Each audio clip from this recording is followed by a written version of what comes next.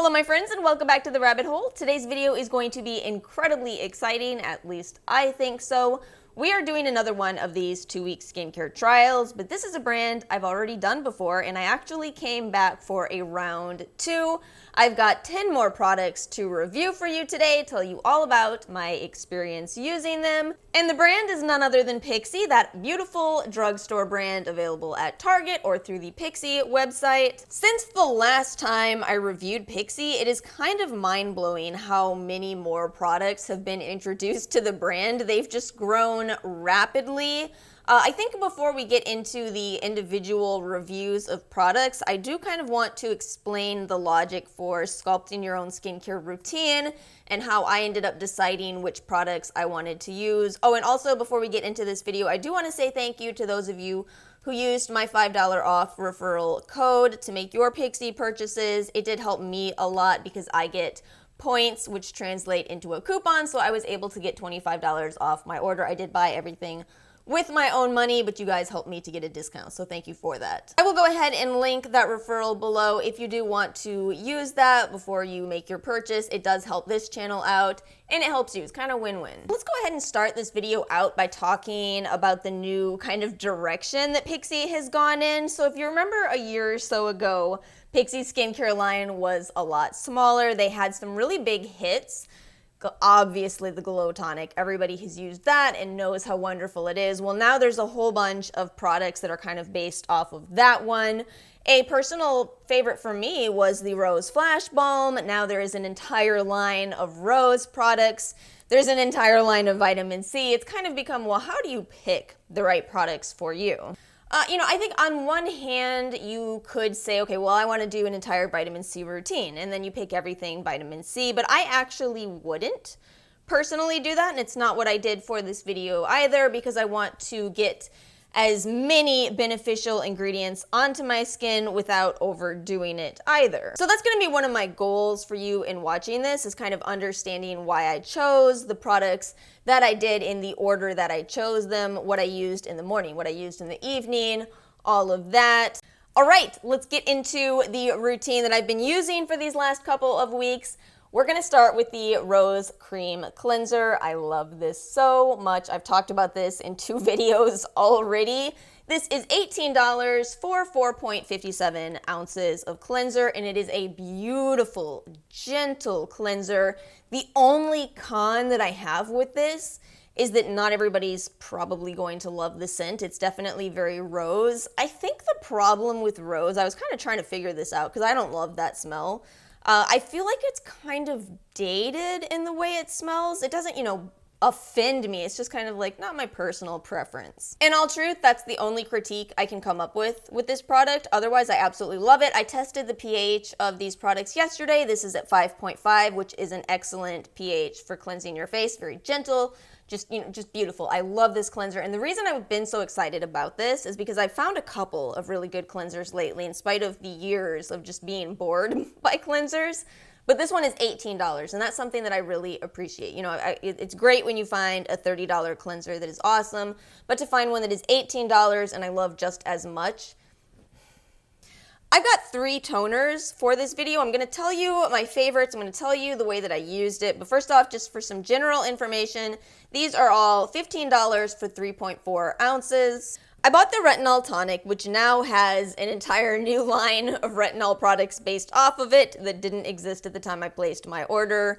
I bought the Milky Tonic, which I guess is kind of branched off from the Hydrating Milky Mist, which I do love, and then the Vitamin C Tonic, which was a brand new product at the time I placed my order. Okay, so out of all of them, surprisingly, my absolute favorite is the Milky Tonic, and I just kind of ended up gravitating towards this especially for nighttime use. So this has chamomile, green tea, jojoba oil. They say that it is a soothing toner, and I just completely agree. I found that every time I use this, my skin just felt calmed instantly, which is really a good experience for your skin. Your skin really shouldn't be experiencing extremes. So something like this could be really, really nice in your routine. And what this mostly reminded me of is using Korean toners. So, Historically in the US, we've used a lot of kind of harsh toners, and they haven't really been all that good for our skin. So this was absolutely my favorite, just gentle, gives this hydration in the very first step, and that's why that's the preferred method in Korea. I think it works just as well for us. Top pick, absolutely, pH of 5.5 for this one, just a beautiful toner. My second pick is the Vitamin C Tonic. I did get this one in a set. I don't know if I'll repurchase this. I don't really mind it, and I do feel like it gave me a brightening effect, but I didn't love it to the same level that I loved the calming effect of the Milky toner. Now, PIXI does use the so-called gold standard of vitamin C. It is ascorbic acid. They also have caffeine in this, as well as citrus ingredients, but again, I did test the pH of this, and it is at 5.5 as well. So finally, the Retinol Tonic. Now, I expected this to be one of my absolute favorite products in this entire video, but it's actually not. I don't hate it, but it's not as near and dear to my heart as I expected, given how much I love the ingredient retinol. I mean, I put retinol as number 3 in my top acne treatments. But I guess my concern with this is, you don't really know how much retinol is in this product, so you don't really know how effective it's going to be. I'm gonna do my best to explain how all this went down. So, again, I bought this expecting to love it. It is the first toner that I tried. I really thought, okay, if I use this before I use my PTR Retinol PM serum, I'm gonna have even more results, and I felt like I wasn't seeing that. If anything, I kind of felt like we were just seeing actually absolutely nothing. That's what I felt. So I decided to break the rules. I know this video is gonna get a couple of dislikes just for me saying I did this, because certain people are very, very staunch in their ways with skincare, but I like to try things. Whatever it is, I will try it. So I actually tried using this before I use the Glow Tonic Serum. Now, a lot of people believe you can't mix retinols and AHAs. For some reason, I felt like I got the absolute best results. Now, I was just baffled. Nothing about this was making sense until last night. I had the logic to pull out my pH test strips and kind of try to understand what might have been going on. This has a pH of 4, in contrast to the other two toners, which means this one is going to be more acidic, which means this is going to give you better results if you are trying to use a toner before you use a glycolic serum, because you do get the most from your glycolic serum if the pH is lower. I think what was going on when I paired this with that is that I was lowering the pH to kind of get more from that serum later on. Some people will tell you that retinol is not pH dependent. Some people will tell you that it is more effective at 5.5. Ultimately, my conclusion, and this is just my conclusion / opinion, I think you're not really getting a lot of retinol, if any, from this, because I think instead what you're getting is an acidic toner's benefits. Does that make sense? That was kind of a confusing one, and it was kind of not at all what I expected, but I did end up getting good results. By the way, I went on the Target website and was reading other reviews, because PIXI's is all 5 stars, and I found somebody saying that they had great results with this when they paired it with the PIXI peel pads. I'm gonna try one more time to sum it up before we move on. So if you are using a gentle serum and you want the benefits of it, even a retinol serum, I would go with either the Milky Tonic or the Vitamin C Tonic. And if you are using an AHA serum, I would go with either the Retinol Tonic or the Glow Tonic, depending on how much your skin can handle. Would I say to use this with a retinol serum? Actually, no, I wouldn't, because I personally, in my experience, felt like this was hindering the retinol rather than benefiting it. That said, I just made a video talking about how I'm excited about PIXI's retinol oil, and I definitely am. If you've got an oil, you don't even need to be worrying about pH, so I'm much more willing to repurchase that than this. I talked about my extreme excitement with trying the Glow Tonic Serum. This is actually the product that inspired me to do a round 2 of PIXI as a whole. It is a $24 for 1 ounce glycolic serum.